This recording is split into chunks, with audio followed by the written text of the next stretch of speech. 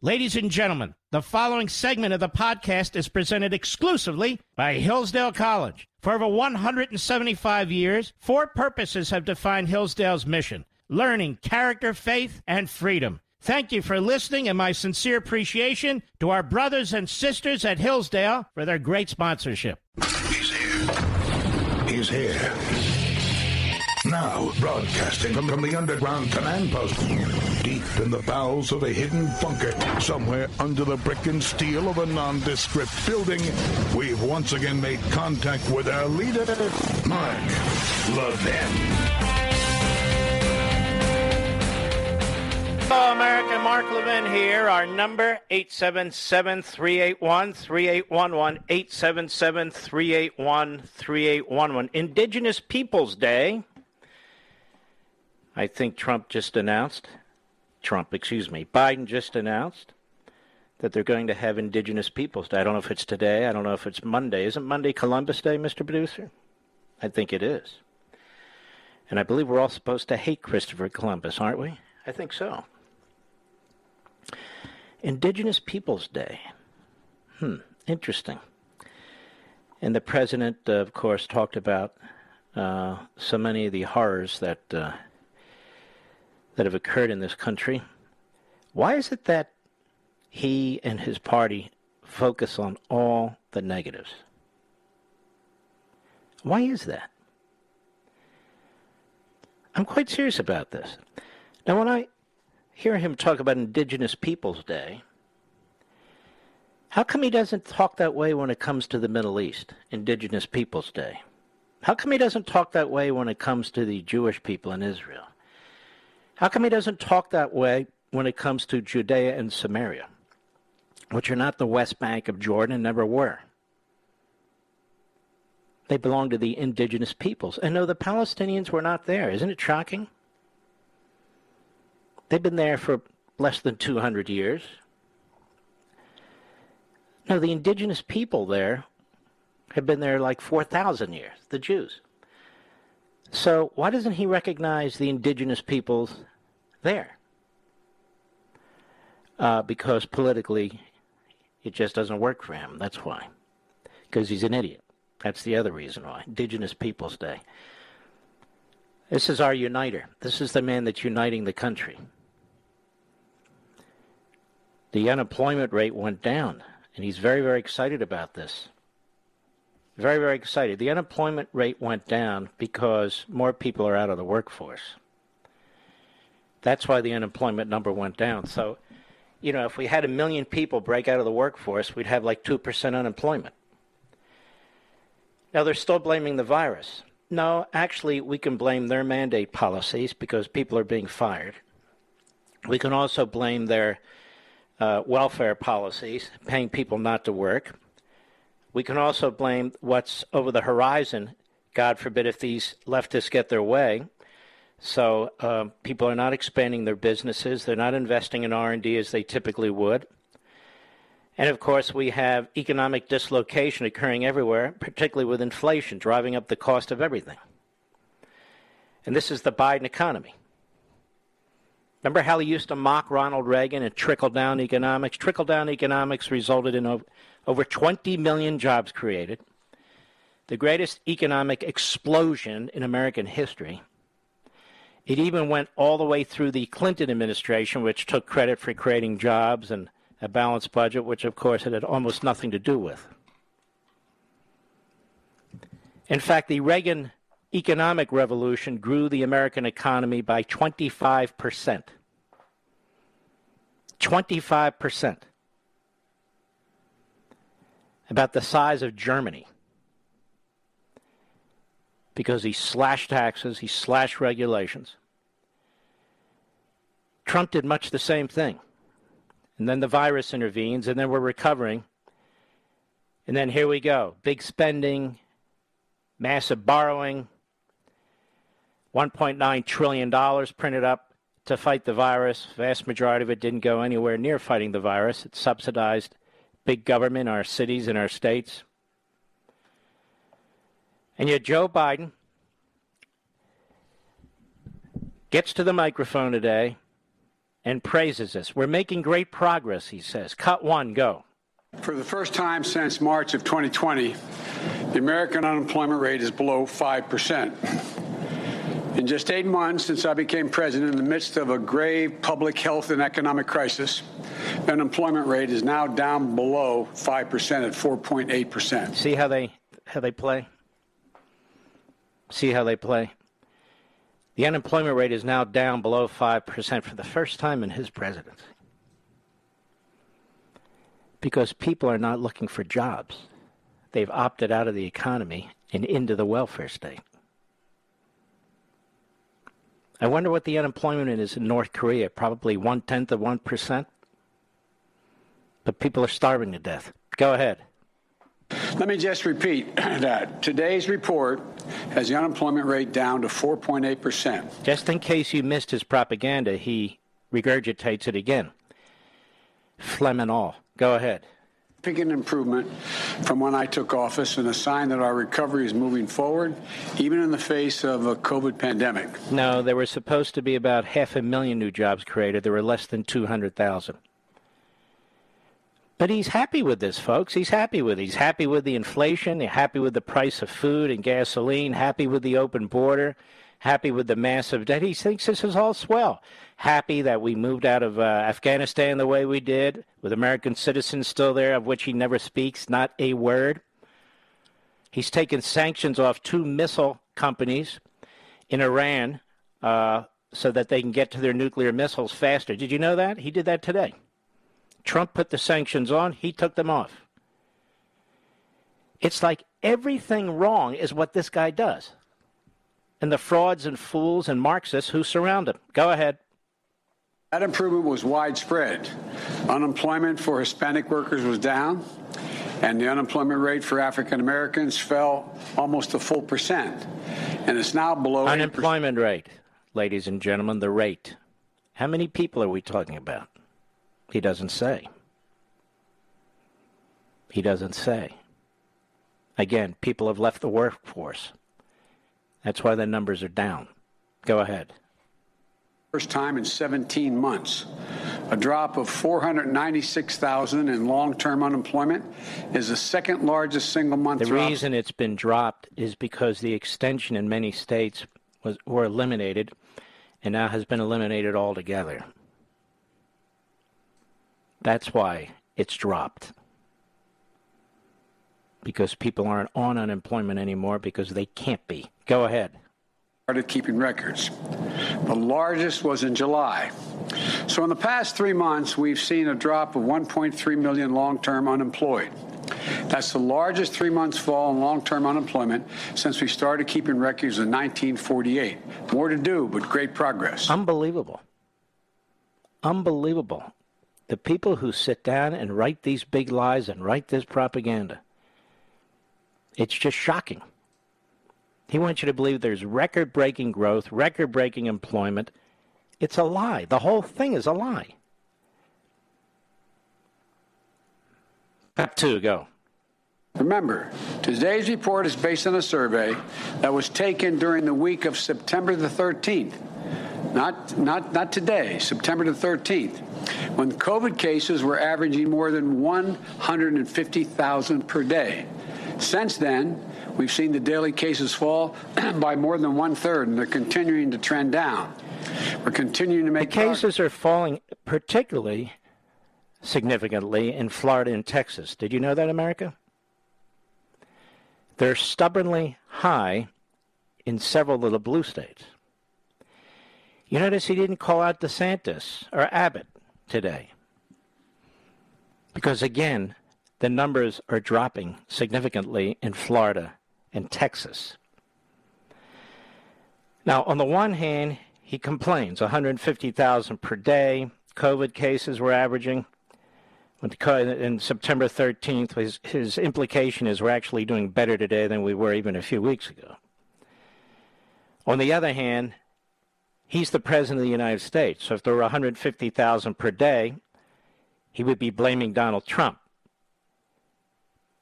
This is the dumbest comment about a very poor jobs report I've ever heard. It's the dumbest propaganda put together by a few low IQ fools on the speech staff. Everybody knows this was a crap report. Everybody knows. I'll be right back. Mark Levin.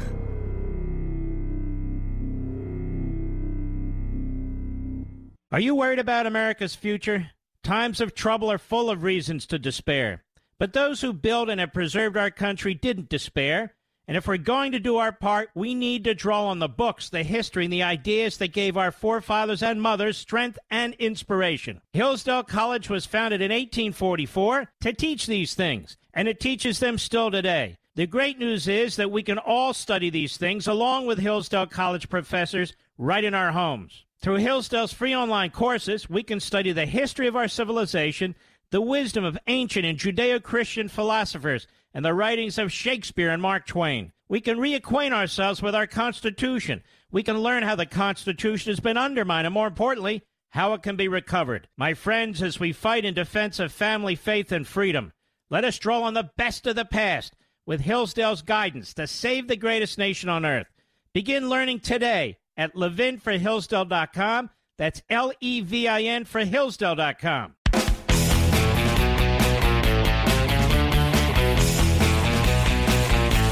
By the way, this Sunday, fantastic Life, Liberty, and Levin. I'm not kidding. 8 p.m. Eastern Time. If you can't watch it live, I hope you'll DVR it.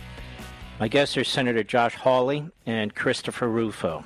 And we're going to spend the entire hour unraveling the attack on parents, taxpayers, the attack on free speech.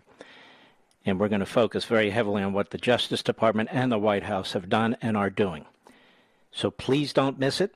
That's Life, Liberty, and Levin, 8 p.m. Eastern Time this Sunday. It's going to be a fantastic show. Trust me on this.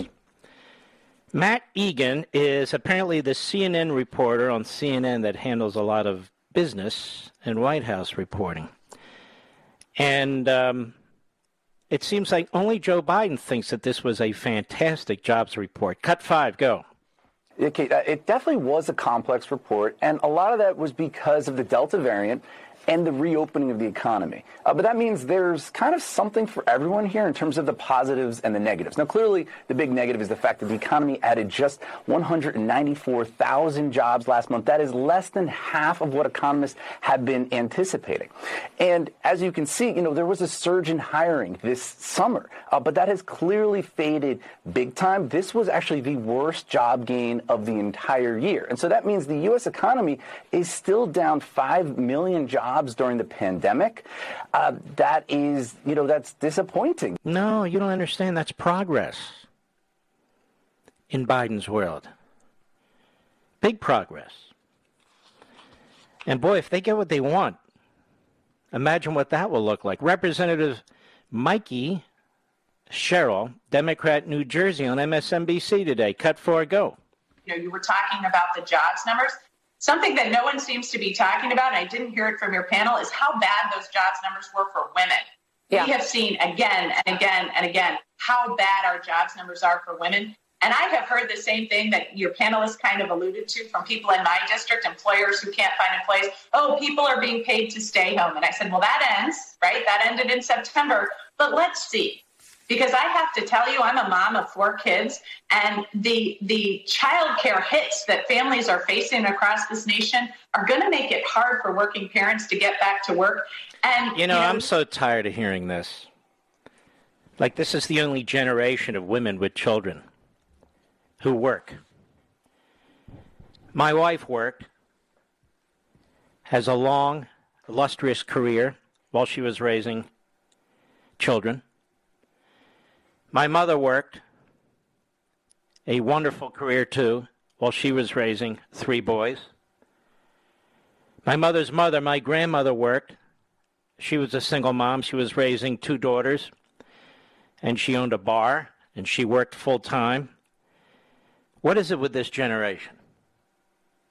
What is it with this generation? The women aren't going to be able to get back to work unless they have child care? I'm sorry. I'm not buying that, and I'm tired of hearing about it.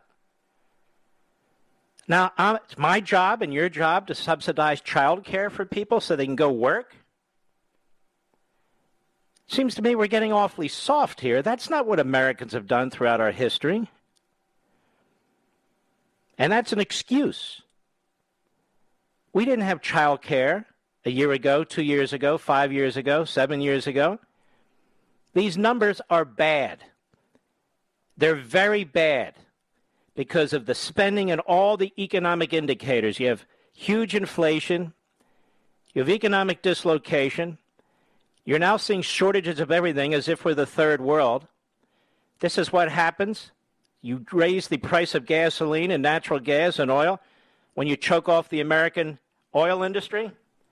This is what happens when you go into a Marxist fantasy land. You get shortages.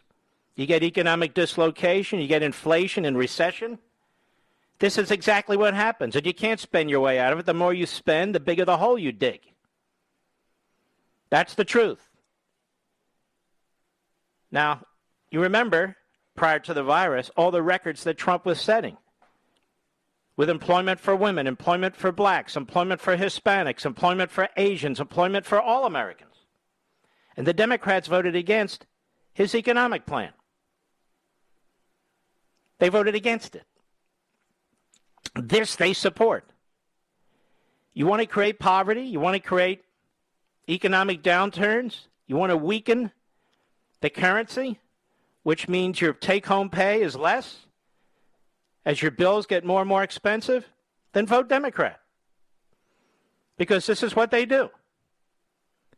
I've said over and over again, when you kill the golden goose, you don't get any golden eggs anymore. And that's the truth. So these economic numbers are terrible. The inflation number is terrible. The price of goods and services going way up. Basics for the American people going way up. And this is the guy who said he wasn't going to tax the middle class. Well, he's doing more than taxing the middle class. He's also taxing the poor. This kind of an economic model that they push doesn't work anywhere. It doesn't create the kind of wealth and opportunity and growth that a great nation needs. Capitalism does that. Not the Green New Deal. No. Not the degrowth movement. No, you can't have it both ways. You can't push the degrowth movement and the Green New Deal, which are wars on capitalism and private property rights and entrepreneurship, and then claim credit for job growth. We have almost no job growth right now in the economy. I'll be right back.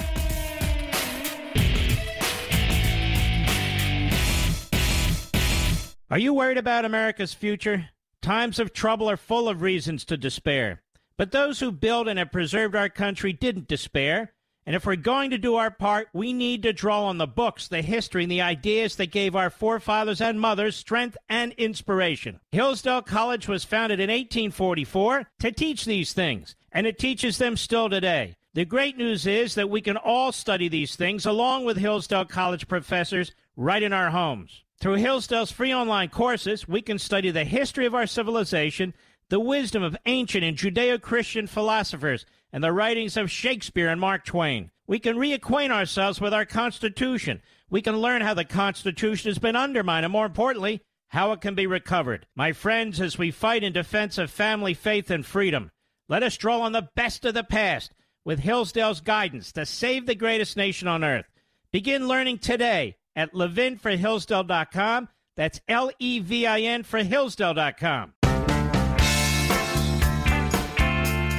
Mark Levin says today what the backbenchers will repeat tomorrow. Call Mark at 877-381-3811. I'm not going to spend all evening on this because it can get a little tedious, but I needed to unravel some of the propaganda coming out from the government, the regime, a.k.a. the White House. Jen Psaki was asked at a White House briefing today, well, gas prices, why are you relying on foreign oil? Why don't you just tap our oil? Cut 9, go. One quick question on gas prices. Reuters has some reporting that shows a lot of American consumers we're talking to have started to link the rise in gas prices to the administration's policies that ban fossil fuels. For example, a pause on federal leasing on land and water.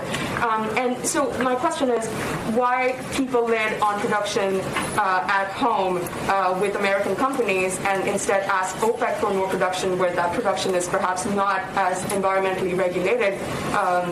Is there any consideration perhaps being given to this, keeping in mind rising gas prices? Well, we are in touch. We are not a member of OPEC, as you all know.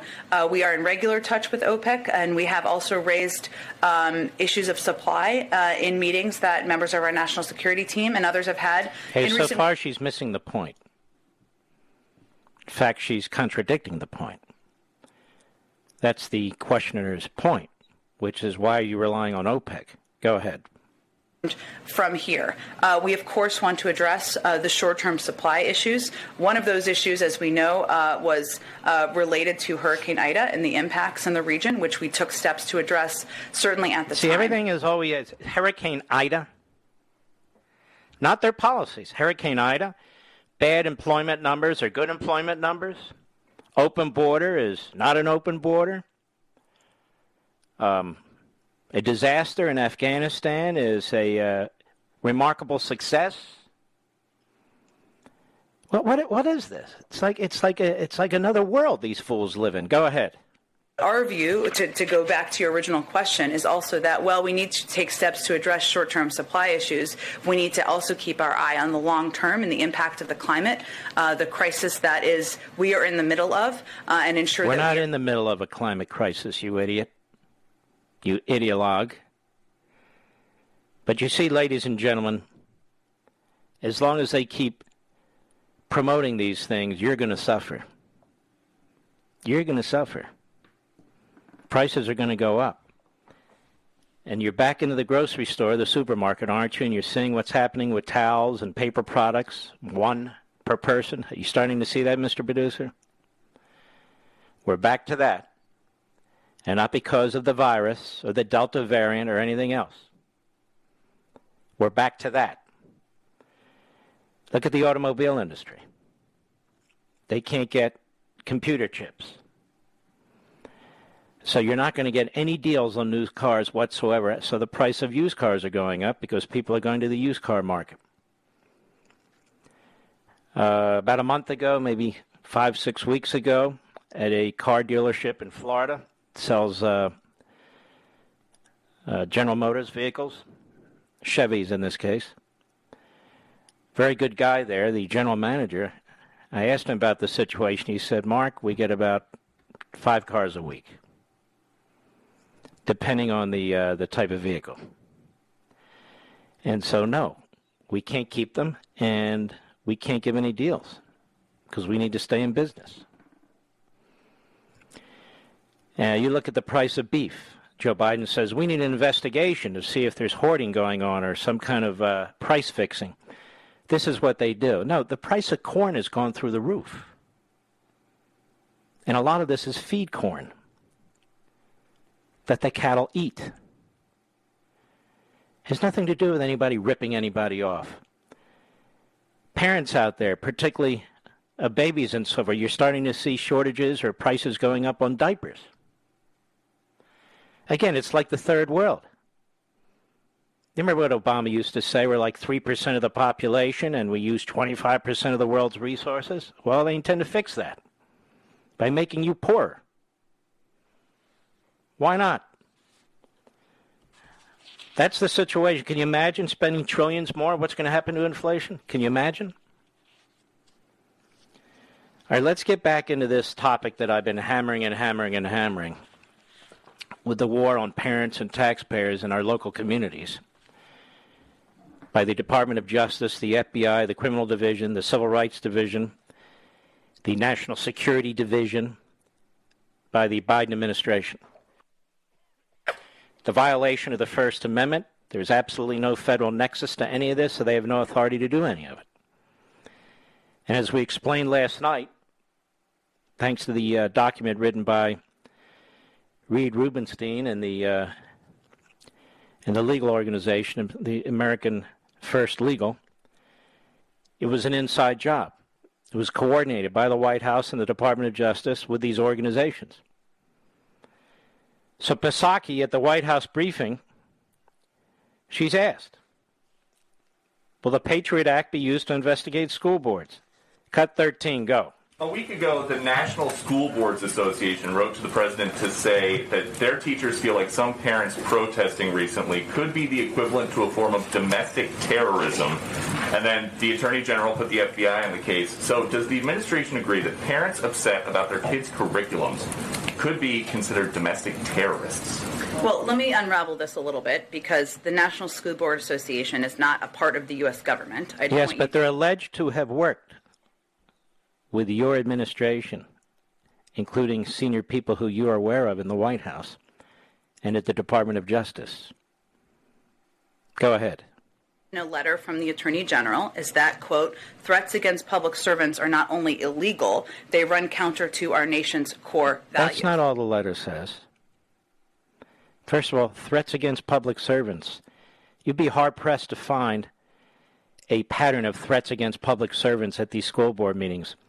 None were presented in the memo, and none were presented by the National School Boards Association.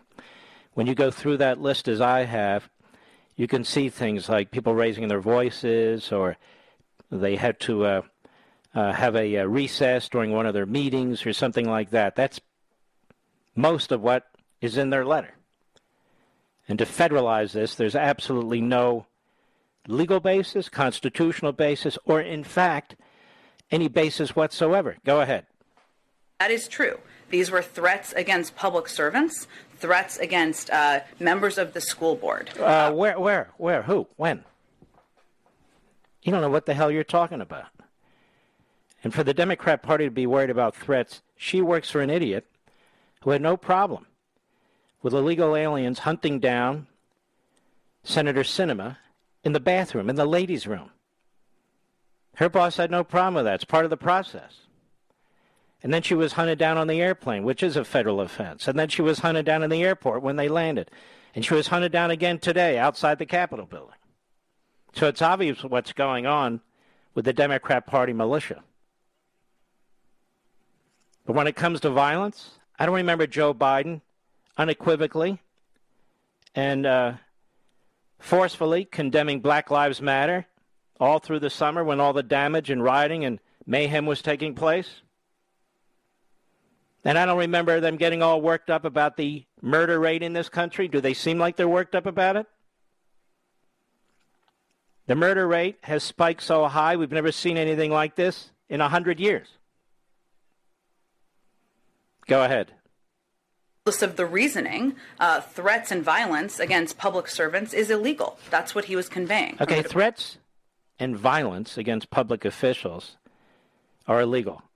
Certain threats are, and certainly violence is, but these are not federal officials. These are local officials. And to the extent there's threats and violence, and there is no extent, by the way, but even if we play along, that is a state and local matter. The federal government doesn't have plenary criminal authority over all threats and violence. That's not the way it works. In fact, the vast majority of criminal investigations, criminal charges, and criminal prosecutions happen at the state and local level, not at the federal level. Go ahead. Justice. But the Department of Justice does now have the FBI on this. Something that the School Boards Association is asking for is for the administration to consider using the Patriot Act to investigate some of these school board protesters. So would the administration be okay with the FBI using the Patriot Act to surveil these parents if that is what they decide? I don't speak on behalf of the National School Board Association. I speak on behalf of this government. The Attorney General... See how they play? The coordination between her administration and these other organizations, they call them stakeholders. Stakeholders. That's laid out in that letter that I read to you yesterday, is significant.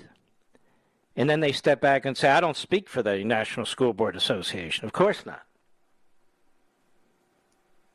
She pretends there's an arm's length relationship, but apparently there isn't. Go ahead. Can put out a letter. They will take actions they take, and I would point to them for more information. And something that you said on Monday after some protesters were hounding Kyrsten Sinema into a restroom, you said the president stands for the fundamental right of people to protest, to object, and to criticize. So does the president support the fundamental right of these parents to protest at school board meetings? Of course, but he doesn't stand for the fundamental right. I assume you don't either, for people to take violent action against... Where are all these violent actions being taken against these school board members, ladies and gentlemen? They can't find them. Again, it wasn't in the National School Board Association letter, and that's the association of these left-wing school boards, and it wasn't in the memorandum that the Attorney General put out.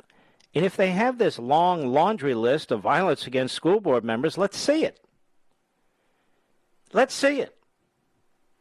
Now, we can give them a long laundry list of Black Lives Matter and the violence and mayhem that they committed, the number of riots that they participated in, and not just them, Antifa and the others. But they have nothing here. And during those riots, when people were using Molotov cocktails and setting buildings on fire, using clubs, using flagpoles as spears, and on and on and on, frozen bottles of water, bricks, all pre-positioned.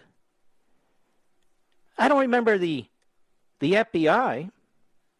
I don't remember any of this, saying, oh, we have to organize, and, we have to do this, and we have to do that. No, the press called this mostly peaceful. And Democrat mayors were painting BLM letters all over the damn place. And Joe Biden was all but silent. And Pelosi called efforts by federal law enforcement to protect a federal courthouse in Portland the act of stormtroopers, and so did James Clyburn.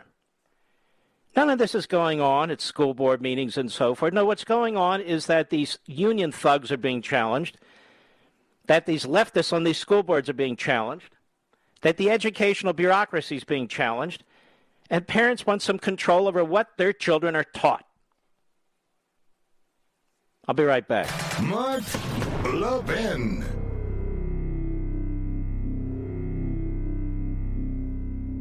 Are you worried about America's future? Times of trouble are full of reasons to despair. But those who built and have preserved our country didn't despair. And if we're going to do our part, we need to draw on the books, the history, and the ideas that gave our forefathers and mothers strength and inspiration. Hillsdale College was founded in 1844 to teach these things, and it teaches them still today. The great news is that we can all study these things along with Hillsdale College professors right in our homes. Through Hillsdale's free online courses, we can study the history of our civilization, the wisdom of ancient and Judeo-Christian philosophers, and the writings of Shakespeare and Mark Twain. We can reacquaint ourselves with our Constitution. We can learn how the Constitution has been undermined, and more importantly, how it can be recovered. My friends, as we fight in defense of family, faith, and freedom, let us draw on the best of the past with Hillsdale's guidance to save the greatest nation on earth. Begin learning today at levinforhillsdale.com. That's Levin for Hillsdale.com.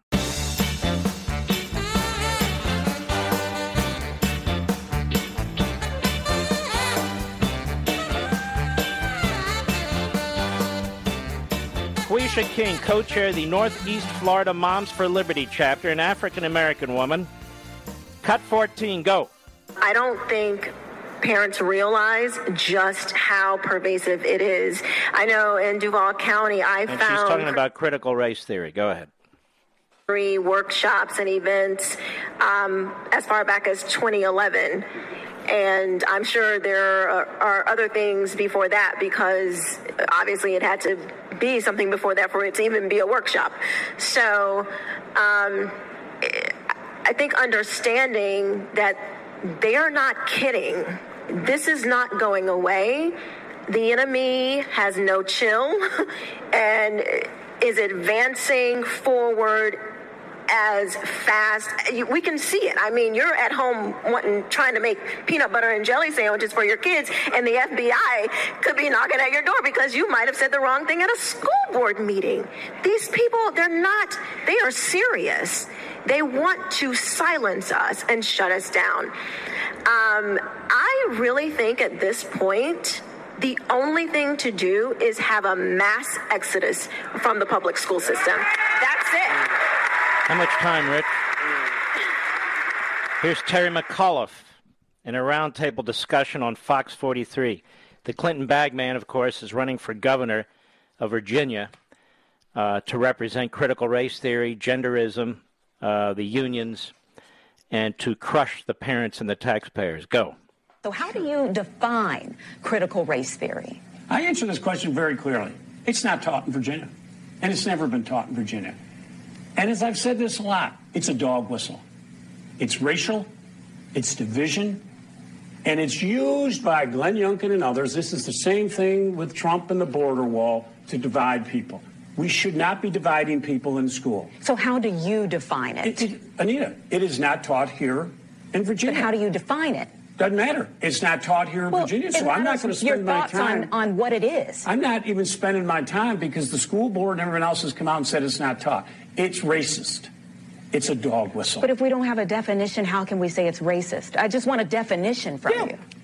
It's not taught here in Virginia. We can ask about any topic. Here's what I've said all along, and it really bothers me. You know, it really bothers me.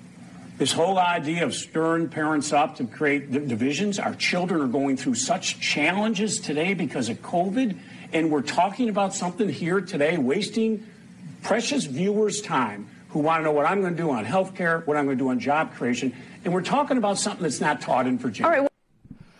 He doesn't know what critical race theory is, does he, Mr. Producer?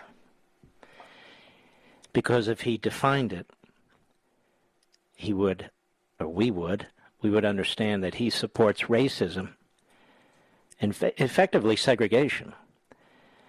And Terry McAuliffe has no idea what critical race theory is. It is taught in Virginia. The State Department of Education has promoted it. The National Education Association has promoted it. Loudoun County, Fairfax counties in Northern Virginia, two large counties, are teaching it and promoting it. Merrick Garland's son-in-law is making millions of dollars in the race industry, pushing it and promoting it in schools across America. Terry McAuliffe is a fraud on top of being an idiot. On top of being an idiot. So the reason he wouldn't define critical race theory is because he's an ignoramus. That's why. But it is being taught and it's being pushed. And that's a fact. This guy, just like Biden. Oh, look at the unemployment numbers are fantastic. Oh, the border's not open. Oh, we had a remarkable withdrawal from Afghanistan. Terry McAuliffe is a Joe Biden. I'll be right back.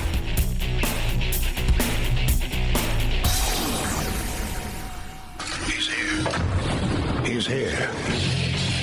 Now, broadcasting from the underground command post, deep in the bowels of a hidden bunker, somewhere under the brick and steel of a nondescript building, we've once again made contact with our leader, Mark Levin. Hello, America. Mark Levin here. Our number, 877-381-3811, 877-381-3811. In the state of Pennsylvania, Commonwealth, they like to call it, there is litigation taking place. Constitutional litigation. Left over from the last election. As you now know, the law firm of Perkins Coie and their top hitman, Mark Elias, who's no longer there, went all over the country, and they used dark money, that is money from billionaires and multimillionaires, to change the election laws in a number of states. They didn't care how they did it, they just did it. Well, they also succeeded in Pennsylvania. But even more, in Pennsylvania, as a result of the virus, even the Republican legislature and the Democrat governor decided to change the election laws for this pandemic. Not for an elongated period of time, but for this pandemic. But Pennsylvania has a very strict constitution, being one of the earliest states and the second state to sign on to the Constitution of the United States. And this system for amending their constitution has been in place since their first constitution. And the system is very specific. And it applies with respect to voting. You can't just pass a statute and change the voting procedures in Pennsylvania. You have to amend the Constitution. So it was particularly egregious when the elected Supreme Court of Pennsylvania, 7 members, 5 of whom are hardcore Union Democrats, put there by the teachers' unions, voted to change the Constitution of Pennsylvania and the voting system in the last days of the election to accommodate the Democrat lawyers in the Biden campaign. Now, this is never discussed because it has nothing to do with voting machines and nothing to do with ballot counting or anything else. It has to do with a fundamental rule of law issue. But putting aside the state Supreme Court for the moment, what happened here was that the legislature and the governor violated the state constitution. Under Pennsylvania's constitution, only those qualified to vote may cast ballots. Only those qualified, not provisional voting or anything of the kind. And voting must occur either 1, in person at a polling place, or 2, by absentee ballot. That's it. And Pennsylvania's constitution permits only 4 categories of qualified voters to cast absentee ballots. Among the first, those who may, on the occurrence of any election, be absent from the municipality of their residence because their duties, occupation, or business require them to be elsewhere. The second, third, and fourth are those who, on the occurrence of any election, are unable to attend at their proper polling places because of illness or physical disability, will not attend a polling place because of the observance of a religious holiday, and cannot vote because of election day duties in the case of a county employee. There's no drop boxes, nothing here about waiving signature verification, nothing here about extending the vote beyond Election Day, none of it. So if you want to change it, you have to amend the Constitution. And if you don't fall into any of these 4 categories for absentee ballots, you can't vote. You can't vote by ballot, mail-in ballot, drop box ballot, or anything of the sort. So in 2019, responding to the virus, the Pennsylvania General Assembly passed and the governor signed a bill called Act 77, which goes well beyond what the Constitution provides. Well beyond. And in the state of Pennsylvania, you have to jump through hoops. You have to jump through hoops in order to amend the Constitution there. It's very difficult. So I'll give you an example. The Constitution in Pennsylvania may only be amended if a proposed modification